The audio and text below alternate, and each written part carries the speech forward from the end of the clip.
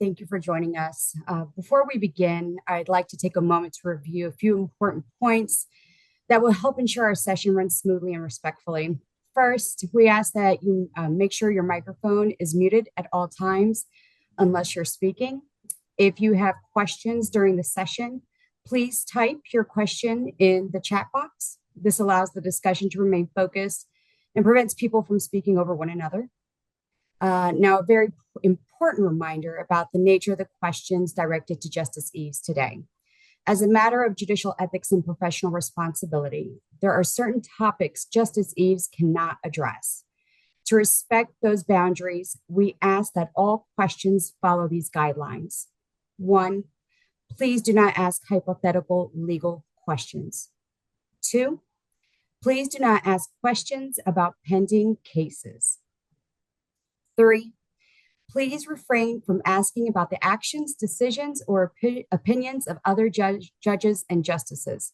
Justice Eaves cannot speak for other members of the judiciary or comment on their reasoning or conduct. So thank you for being here tonight again, and let's get started. A little bit about Justice Eaves. Justice Angela M. Eaves was admitted to the Texas bar in 1987. Thereafter, she worked for 2 years as an assistant city attorney for Dallas, Texas.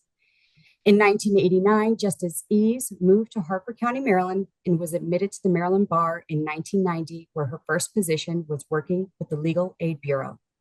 From 1993 until 2000, Justice Eaves was an assistant attorney general for Harper County, where she defended correctional officers and state officials in civil suits and took on child support appeal cases.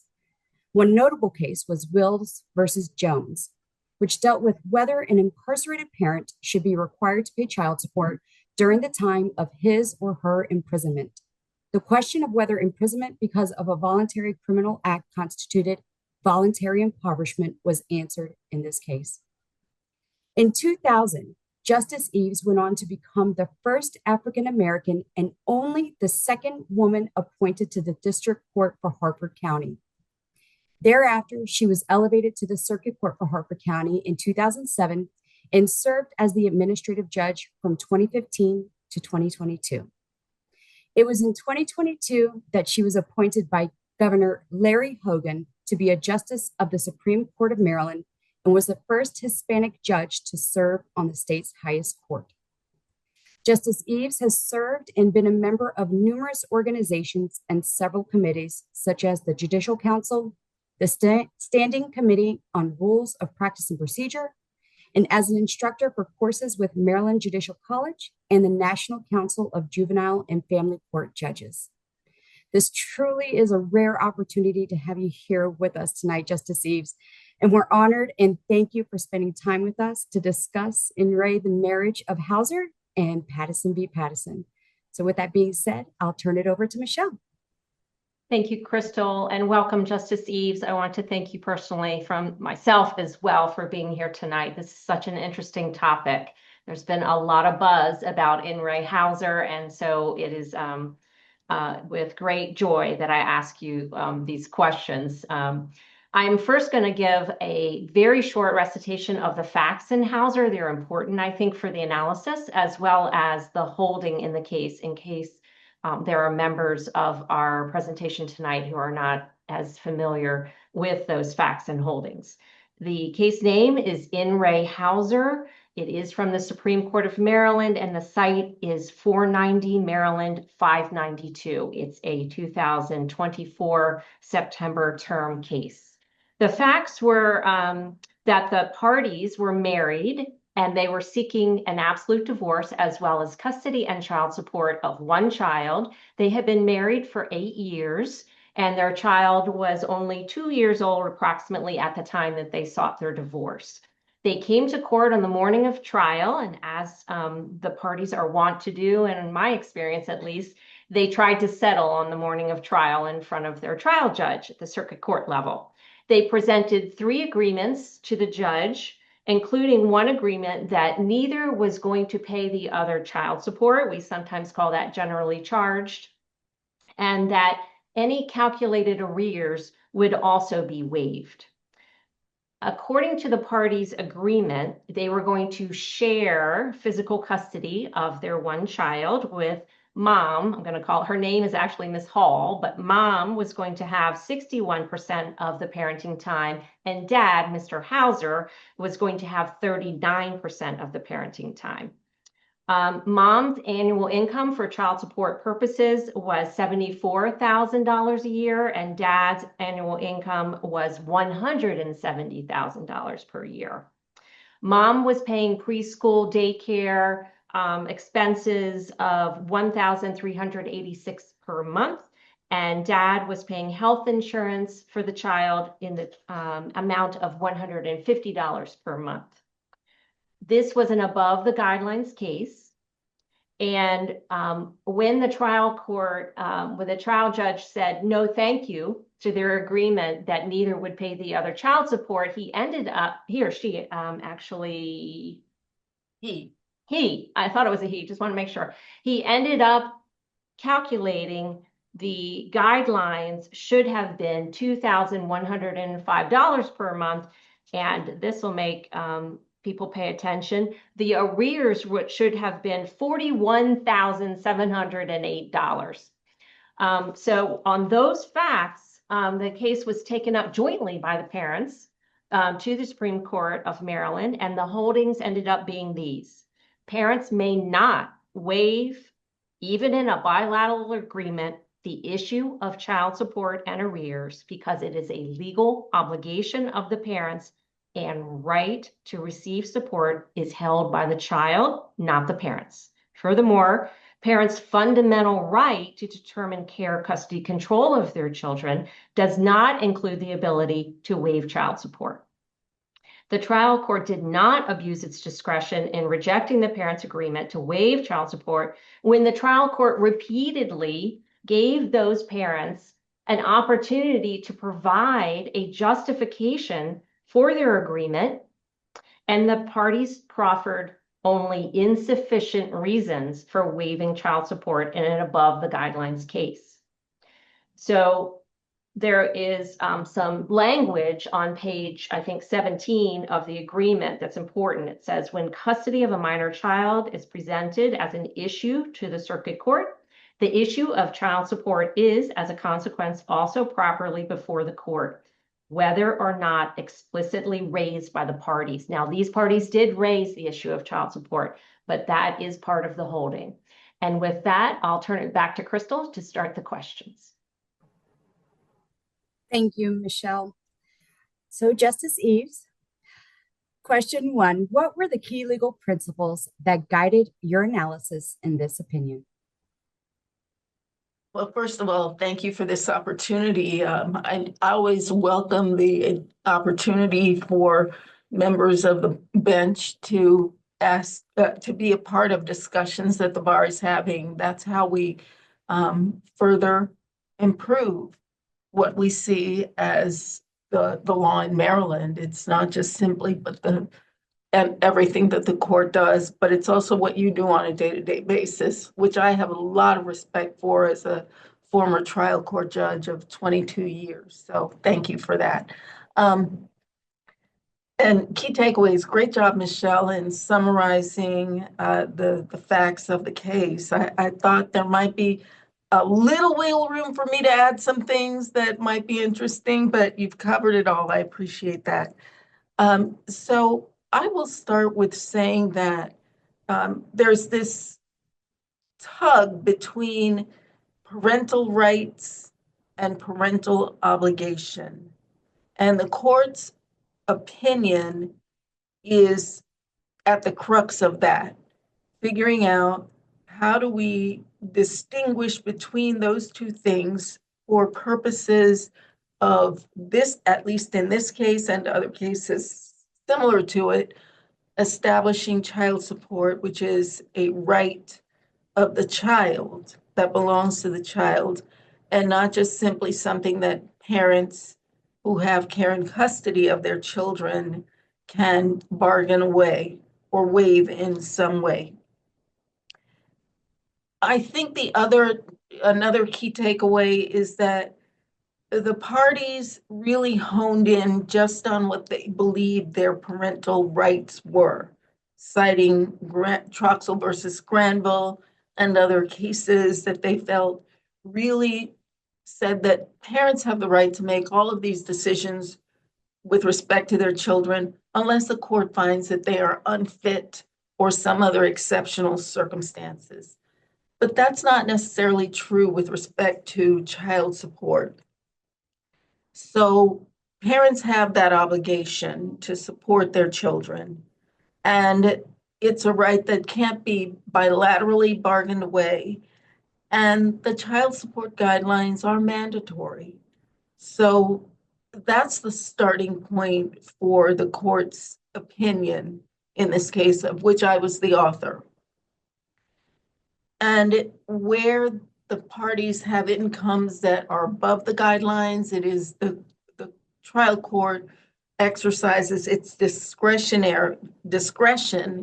in establishing child support.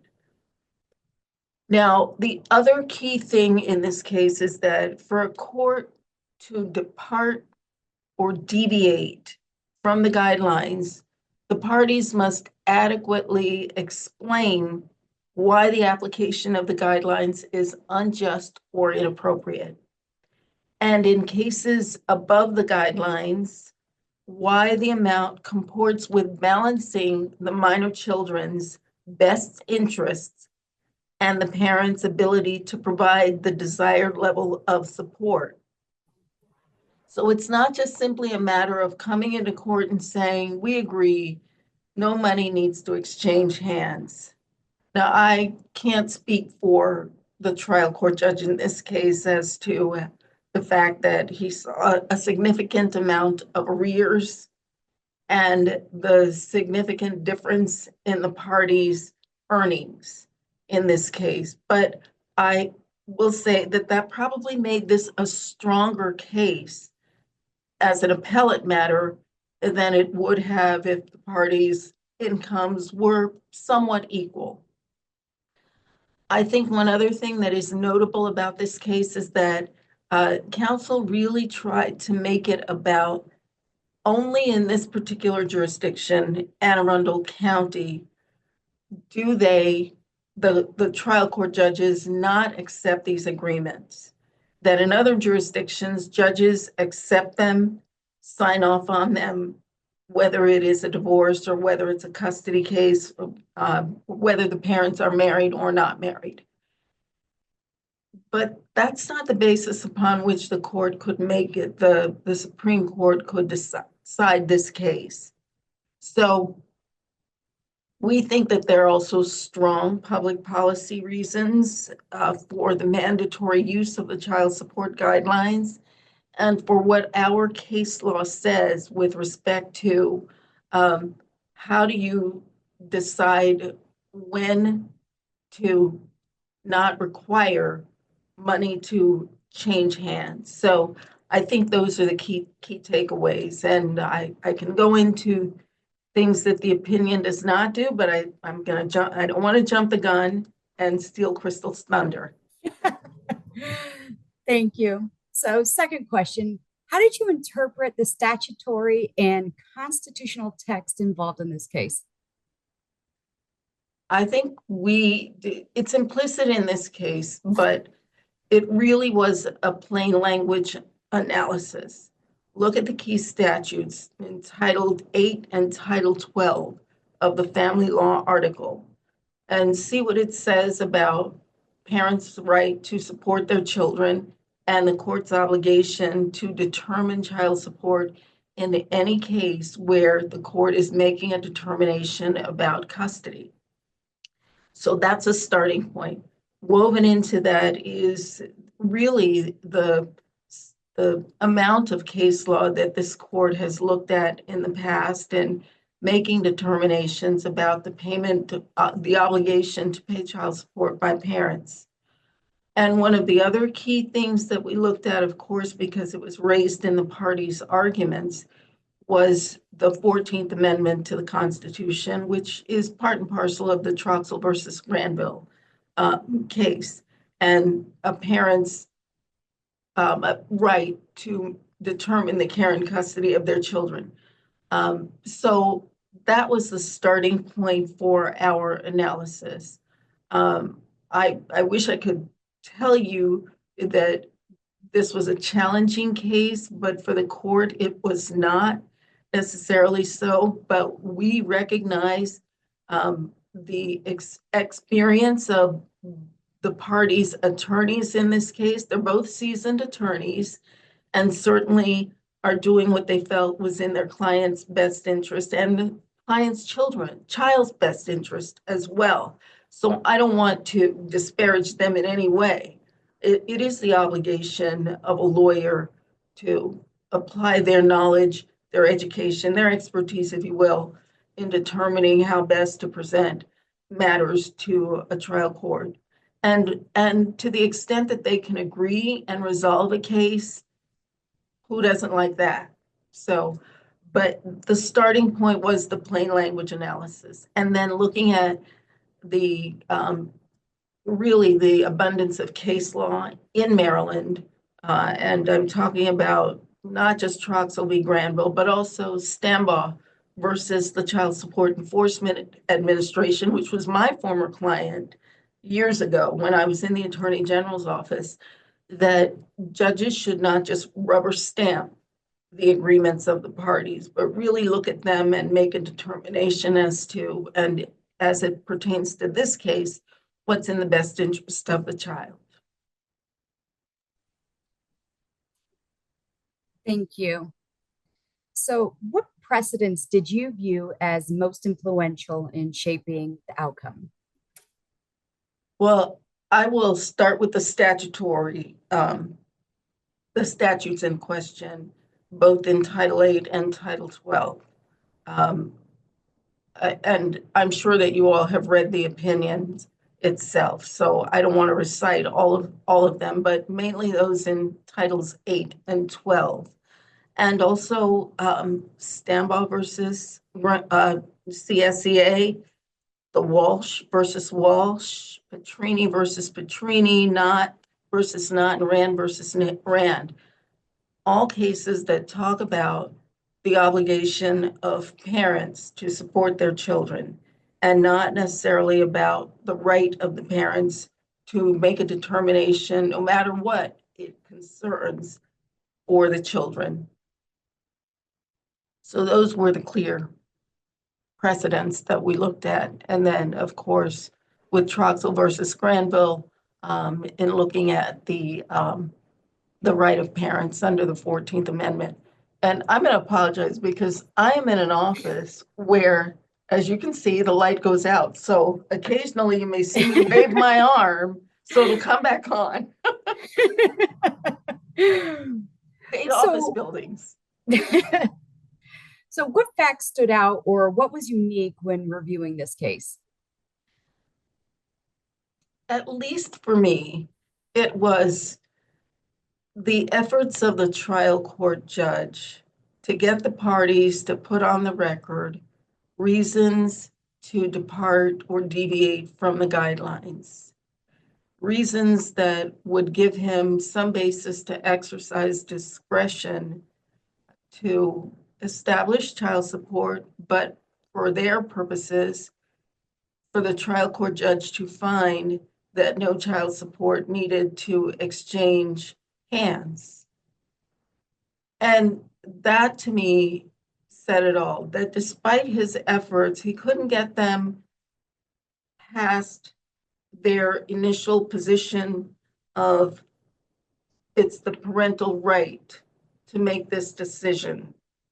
And so being somewhat stuck, if you will, in that position by the parties, I think the trial court judge saw no other choice. And it's clear that he was searching for a way to get them to move beyond just making the argument about it's the parent's right and to provide reasons. And it is always it is an uphill battle. And I think the trial court judge said as much. But if you don't give him anything, it's hard, a trial court judge, anything, it is hard to get beyond that. So for me, that really stood out. Now, he did make it clear that some of the things that the parties' counsel said were not going to help. Things like transportation costs paid by, that Mr. Hauser was bearing the transportation costs, getting the minor child back and forth. The parties didn't live that far apart. So it really wasn't that significant. And also, that is a factor that is taken into consideration in the algorithm that sets the child support amounts. Um, he also, it was this difference or disparity in the amount of earning capacity and the amount of arrears in the case that also stood out to me, that made a difference. And as I said earlier, had this been a closer case, maybe they would not have appealed. But the other thing that I do want to point out is that I think the court did understand, we do understand how a lot of these cases get negotiated. You want the parties to be able to come to a mutually satisfactory resolution of the cases. We do get that. And for those of us on the court that have been trial court judges, we in particular understand that. So we're not trying to undercut the experience of the counsel in this case, because it's clear that no one wants to say, okay, well, here's what the guidelines say. But we don't want to charge that, because if at some point in the future, the parties' amicable situation doesn't become that, it goes left, as some want to say, then mom might be asking for child support, might be asking for any arrears that haven't been paid. So we understand the strategy, at least for dad's part, Mr. Hauser's part in this case, to not want to jeopardize his client's future ability to not have to pay back a ton of arrears, and to make ongoing payments until the child's 18th birthday, or whatever the agreement is in terms of the parties and the child's emancipation and not being obligated to pay child support. We do understand that. I think that there's some interesting things that we did not say in this case that I have heard from counsel, in addition to judges, that I wanted to also clarify. So a couple of the things are that we did not, this opinion, we don't believe that it chills the parents' ability to make decisions about their children when they're negotiating comprehensive agreements or settlements. It is in line with our longstanding precedent about child support. Nothing that we have said in this opinion has changed the precedent in this case. We understand that parties may expect that if they reach an agreement and they can provide some reason to a court as to why the court should sign off on that agreement, that should happen. But we haven't upset that balance. We have said, if you don't want to exchange child support, the court can't just say that. The court is going to have to determine what is the child support and put reasons or rulings on the record in line with what the parties provide as to a deviation, or to allow the court to exercise the discretion in this case, which would then give the party, the spouse, or the parent that would have to pay child support some protection down the road if the ability of the parents to get along falls through, falls by the wayside. The other thing is that if you look at, and maybe I'm stealing a little bit of your thunder, Michelle, if you look at footnote 20 of um, the opinion doesn't say that we require child support awards to have a dollar amount. What we've said in the footnote is that a proper general charge of support is not the same as a parental obligation of zero. That may be a little nuanced. I get that. But what we're saying is that if you are putting your reasons on the record for the court to deviate or depart from the guidelines or to exercise its discretion to not order the exchange of monies, then that isn't necessarily zero. That is the court doing the balancing test and making the findings that are required by our precedents. So those are the two key things that, in terms of what I have been hearing from trial court colleagues around the state and from other practitioners like yourselves who are concerned about the ability to represent your clients adequately. Justice, if I could follow up on that, for the footnote 20, I too have been hearing similar comments from practitioners and concerns from judges about how to interpret that one.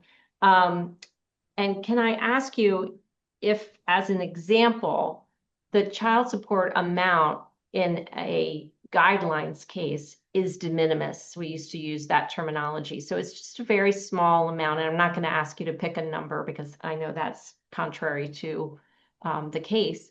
But if it's a very small number and the parents put on the record other financial support that they are offering for the children, do you believe that the case stands for the proposition that the financial support that's being offered as a justifiable reason to be generally charged has to be a 1-to-1 ratio between, say the number's $98 that person A was going to have to pay to person B?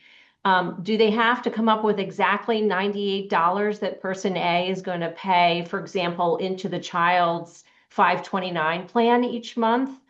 Is it that strict of an interpretation based on the Hauser case? I don't think so. I don't think the opinion requires a dollar to dollar exchange. I think the opinion says that put your reasons on the record that will help the trial court judge make a determination that ordinarily child support would be this, but here are the reasons to depart from the guidelines, and here are the reasons why a general charge of child support is appropriate in the case. So it's not a dollar for dollar, and it is case specific, which I get. So I think if practitioners are looking at it that way and in making their arguments before the court as to what the court can do, that's what the opinion would allow you to do.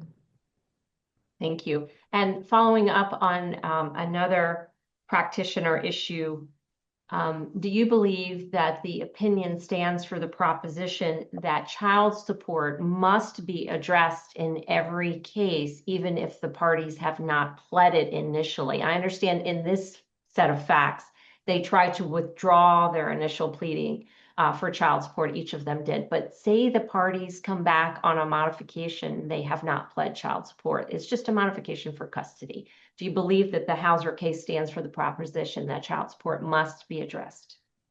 Well, I do think it's fact specific, but I would point to Family Law 8103, which really talks about about the court, and I don't want to get this wrong, but we talk about ways that a parent may sort of waive spousal support or marital award, and then also look at the Laxo case. And that's also cited in I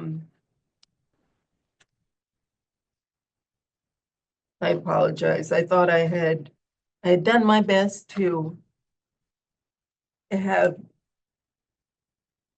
put the site as to Laxo in my notes. Okay, it's in footnote number 15, and I'll go back to that as quickly as I can get there.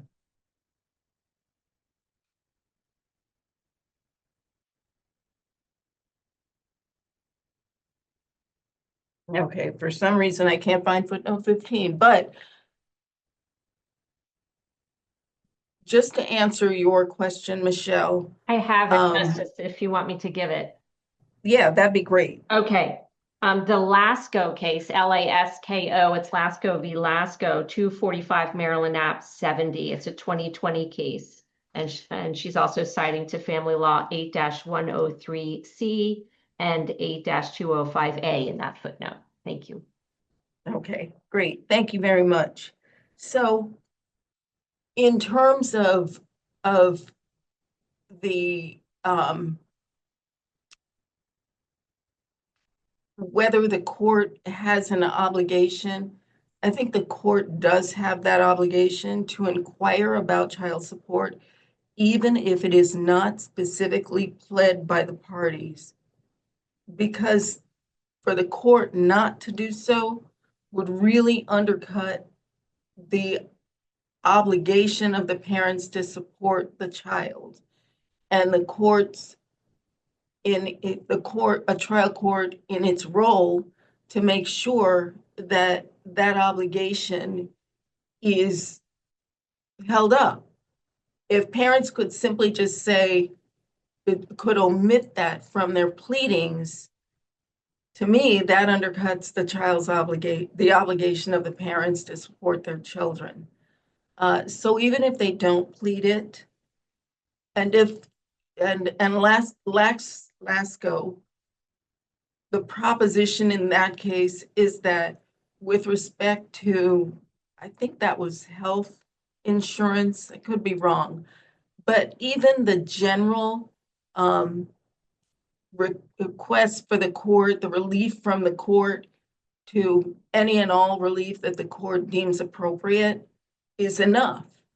I don't see many practitioners who would leave that out of a complaint for custody, even if you don't specifically say anything regarding child support. Even if you leave that out, however, the obligation of the court to still inquire of the parties as to what's going to happen about child support, whether it's an initial order or whether it's a modification of custody, the court still has that obligation. So I don't think leaving it out is an answer that, or is something that will allow the parties to get away from the court's precedent in this case. Thank you.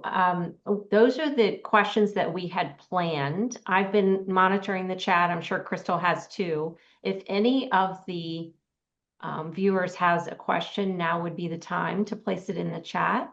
And then after a few minutes, we'll move over to the Pattison matter. So I did receive one question. Question is, how does that square with retroactive child support statute that court can only award dating back to date request is filed with a court?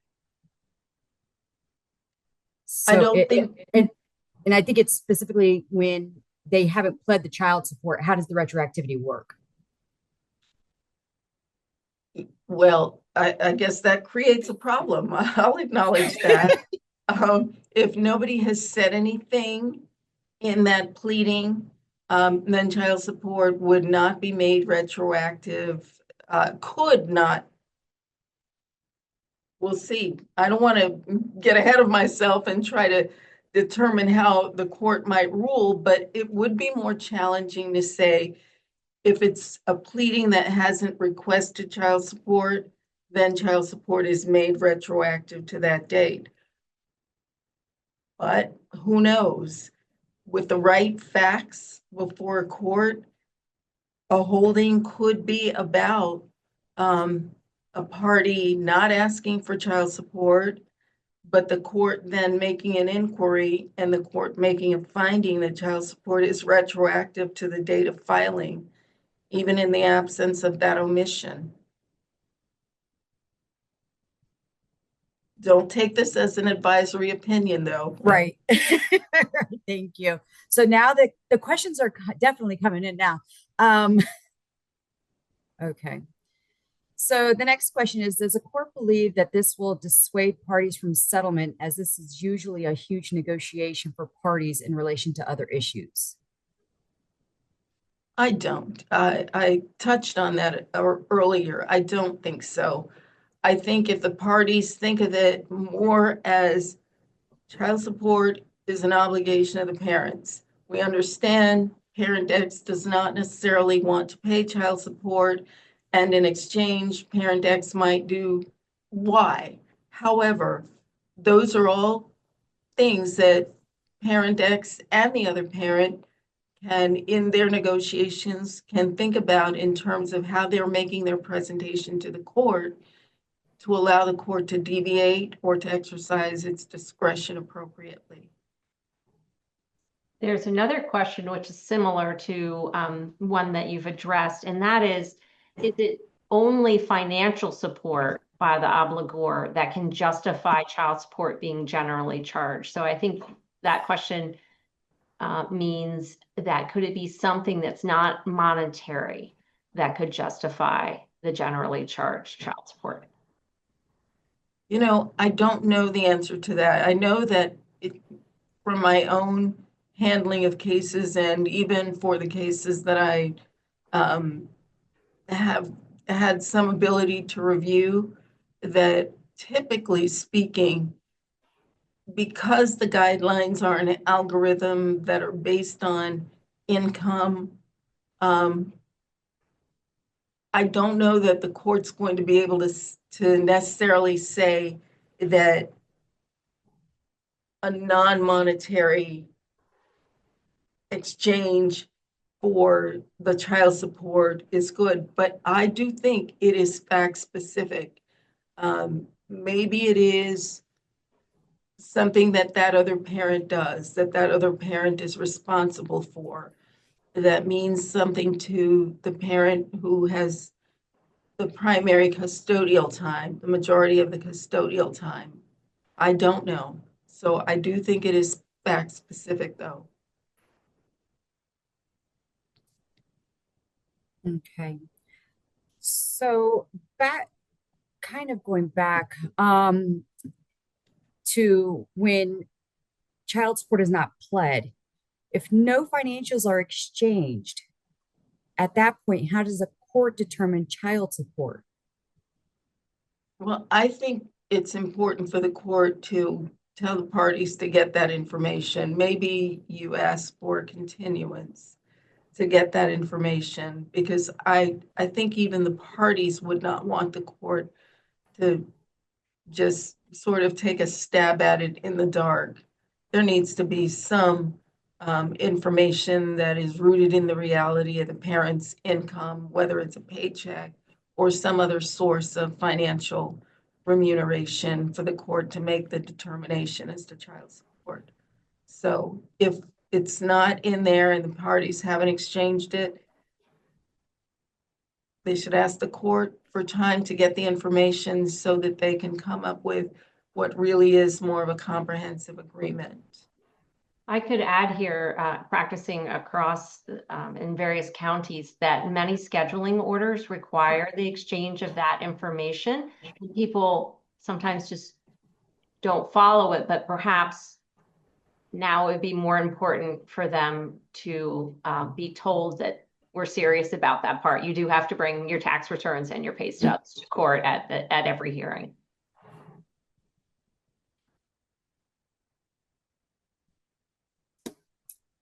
So next I think that's the question. better practice, and it certainly makes sense if you're going to be asking the court to deviate or exercise discretion for a general award of child support.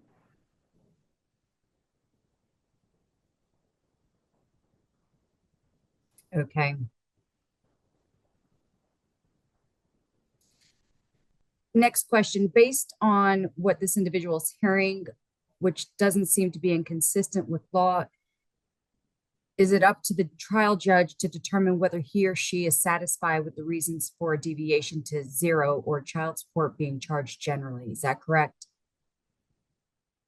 Well, it is the court who must make the ultimate determination as to what to do about child support.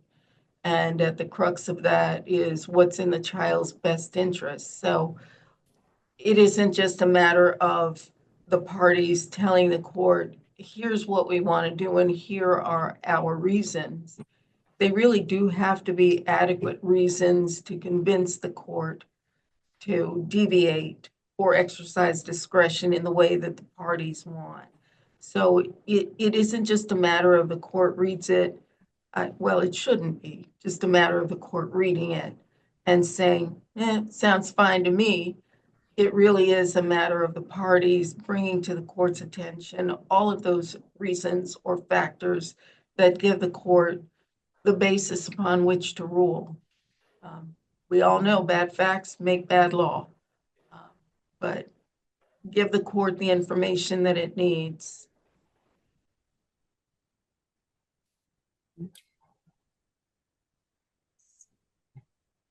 This might be a good time to turn to Pattison. We have about 14 minutes left. Oh, let me transition to that. Yes. So Pattison v. Pattison. So I'm going to give a truncated version of the facts in this case. And I encourage you all to read this opinion as it's very detailed as to the timeline of events that occurred. So Todd Pattison, whose husband filed for divorce against Deborah Pattison, wife, on May 24th of 2019. On September 25th, 2020, wife's counsel sent a hand-delivered settlement package to husband's counsel containing a voluntary separation and property settlement agreement bearing the wife's signature. The cover letter accompanying the agreement stated, "This agreement is delivered to you in settlement of the parties' outstanding disputes on condition that the agreement and note be executed by husband today." Husband received the settlement package by email that same day, but did not sign the documents until Monday, September 28, 2020. Husband filed an amended complaint seeking an absolute divorce based on mutual consent, alleging that he and wife had entered into the agreement. Wife answered the amended complaint, alleging that husband failed to timely accept her settlement offer and that the agreement was a nullity. The circuit court granted husband's motion to enforce the settlement agreement, finding that wife's offer did not include a definite time expiration of September 25th, 2020. Upon entering the judgment of divorce, wife noted an appeal to the Appellate Court of Maryland. Thereafter, husband's petition for a writ of certiorari was granted. The court reasoned that property settlement agreements are analyzed under the same principles as other contracts, with mutual assent being a prerequisite to formation. The court determined that wife's cover letter unambiguously imposed a condition that husband sign the agreement on September 25th, 2020, and any reasonable person would understand this is a firm deadline. The court found that when husband signed the documents on September 28th, wife's offer had already expired, and husband's signature constituted a counteroffer that wife was not obligated to respond to. Husband leaned heavily on his contention that the circuit court found that wife knew husband could not sign the documents until Monday, and that wife knew husband's counsel was not at the office to take delivery of the settlement package. However, the court provided even if those facts were true, it wouldn't matter. An offeror's freedom to impose any conditions on her offer is not constrained by the offeree's ability, or lack thereof, to satisfy those conditions. The court further rejected the argument that wife waived the deadline through her silence, providing that silence does not constitute acceptance unless the parties specify otherwise or indicate by prior performance. The Supreme Court of Maryland affirmed the judgment of the Appellate Court of Maryland, which had reversed the circuit court's judgment enforcing the settlement agreement. The court held that no binding settlement agreement was formed because husband failed to timely accept wife's offer by the specified deadline. Now, Justice Keeler wrote the dissent, and Justice Eaves, you joined him in the dissent of this case. And I find that there are times where attorneys overlook the dissenting opinion in a case. However, I think it's important for us to review the dissent because it shows us ideas that may be influential over time and forces us to analyze legal issues more deeply. So, with that being said, can you tell us what was your reasoning behind the dissent? Okay, so we duked it out in the conference room following the oral arguments, and it was 5-2, and we lost. I have to say, though, all of our decisions, we all have the ability to put forth our reasons for holding a certain way, and this no less than others. But Justice Killow and I saw this case differently than our colleagues did. But the opinion of the court is that using contract principles, an offer was made, it was not accepted, a counteroffer was made, it was met with silence, and therefore there was no mutual assent in the case. We didn't quite see it that way. I think, and I will speak for myself, family law cases are among the most emotionally fraught cases that come before trial court judges. Negotiating them, particularly the ones that have protracted negotiations where so many things happen outside of the legal pleadings, outside of the legal wrangling back and forth, that the emotions of the parties take hold. In my view, I felt that looking at this strictly from a contract principle point of view would lead to too much gamesmanship, and that in this case, the trial court judge was in the best position to determine the credibility of the parties and make a determination based on the facts that came before the trial court as to what was going on here in terms of whether there was mutual assent. And I found that it would be challenging to say that there was no mutual assent when the agreement was delivered to counsel's office, which was closed during COVID. He was not in the office. Even counsel that had the agreement sent over was not in his office. They were both in court. Mr. Pattison was sleeping most of the day because he had COVID. There was no one in the office who accepted the agreement, except another building occupant who was not affiliated with Mr. Pattison's counsel's office. And also, the promissory note that was part and parcel of the agreement was not to be signed until Monday. So this all happened on a Friday, but the parties were aware that the promissory note was going to be signed on Monday. So Monday was the earliest that this could be filed with the court. So knowing that, my sense was that to just strictly rule on contract principles, even though the trial court judge exercised appropriate discretion in looking at the credibility of the parties, the reality of the circumstances in the case, made a determination that there was mutual assent in this case. So I think we both felt strongly enough that where the parties have been negotiating for a long time, and if there is a document that is extrinsic to the agreement, such as the cover letter, which was sent by email, in this case saying, if it's not accepted today, there is no offer, when there was nothing to indicate that Mr. Pattison was even going to be aware of that. That's the sort of thing that, in my view, sort of undercuts the ability to negotiate in the best way possible to resolve the case. I do think that both counsel at the time did their best to resolve this long-running matter, but I think something that happens at the very end that sort of blows it all up strikes me as a bit untenable. So, so that's why I signed on. Thank you. So, Michelle, there's a couple more questions in the chat box. I know one of the questions is, and I received this by way of text actually. So, one of the questions is whether, if these parties enter into a custody agreement, and can it be approved by the court in the meantime? Meaning, should the circuit court be rejecting custody agreements until support is addressed, or can they, reserve on those issues?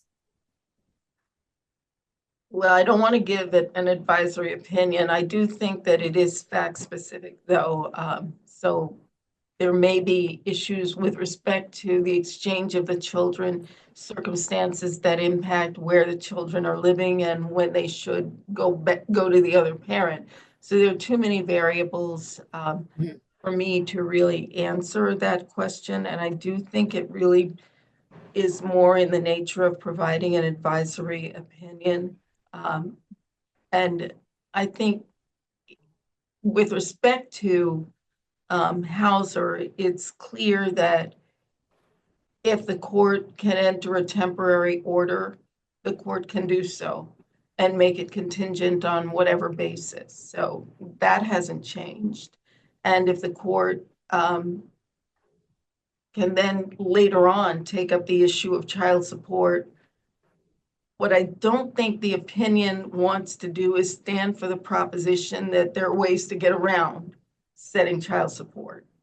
The opinion is clear that if you're going to establish custody and other things regarding a child, then child support is one of the things that must be done. And so the timing of that with respect to what the court does, I think is critical, but it also doesn't mean that the court, depending on the facts, needs to dot every I and cross every T right away.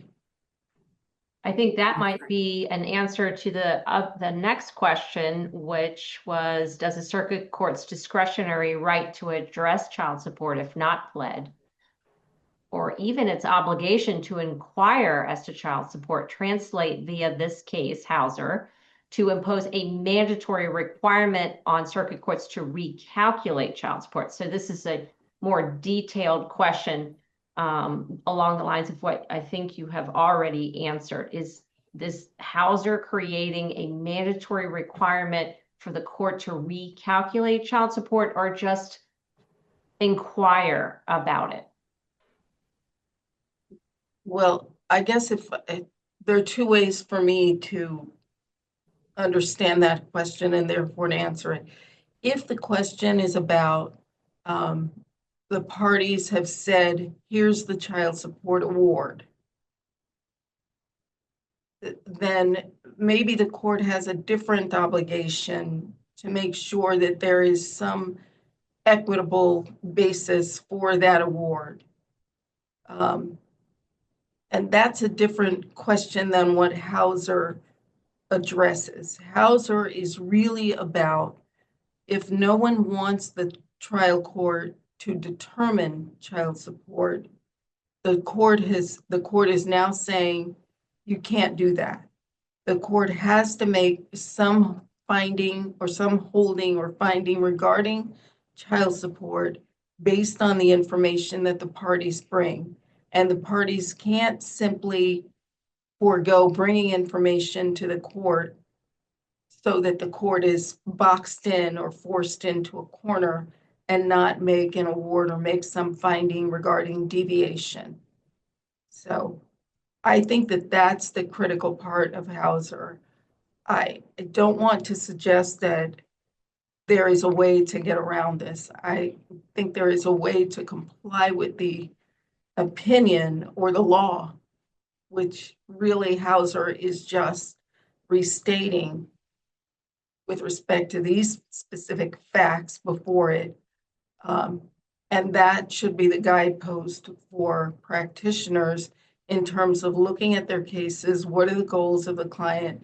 And how can we make sure that the court understands what our goals are consistent with the law?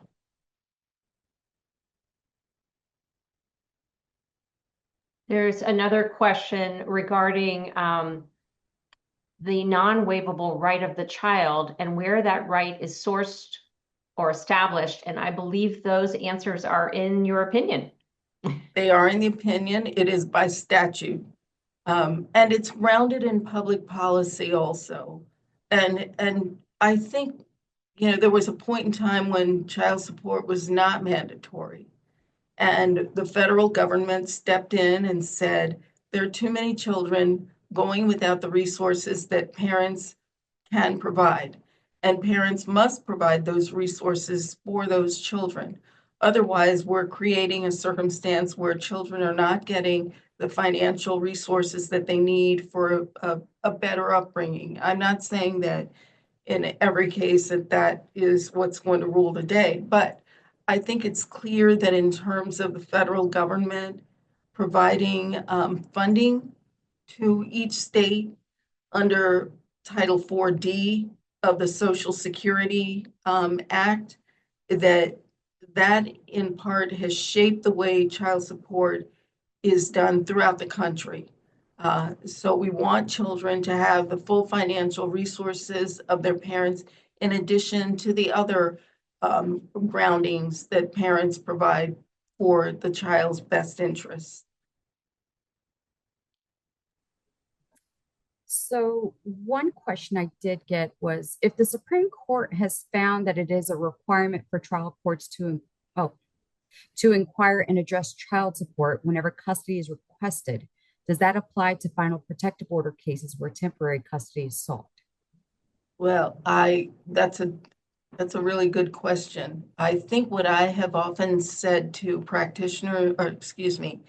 individuals that came before me as a trial court judge in protective order matters is that this order will last for 1 year unless further extended, and it could be extended for up to 2 years, depending on the reasons under Title 3,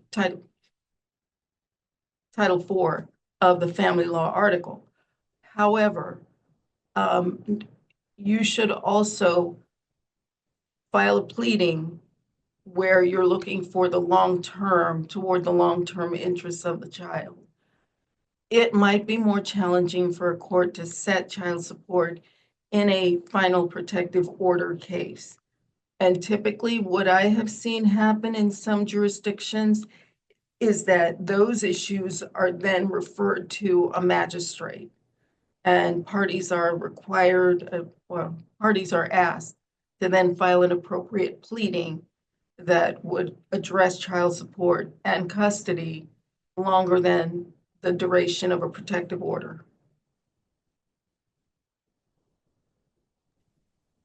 Okay. Michelle, do you see any other questions that you believe I should be did. addressed? 'Cause I know we hit that, we're at the 7 o'clock mark. Yeah, we are. And I did see one more question that is very similar to, I think your answer, Justice Eaves, answers that question as well. And Ami is nodding yes, and that was her question. So I think we're able to wrap up this portion of the evening with a big thank you. Yes, thank you, Pleasure's all Justice mine. Eaves. We Thank greatly you all. appreciate you. Yes, You're thank you welcome. for being here. Thank This you. was wonderful. Happy holidays, everyone. Happy Same holidays. to you. Thank you. Thank you. Really helpful. Thank You're you. welcome.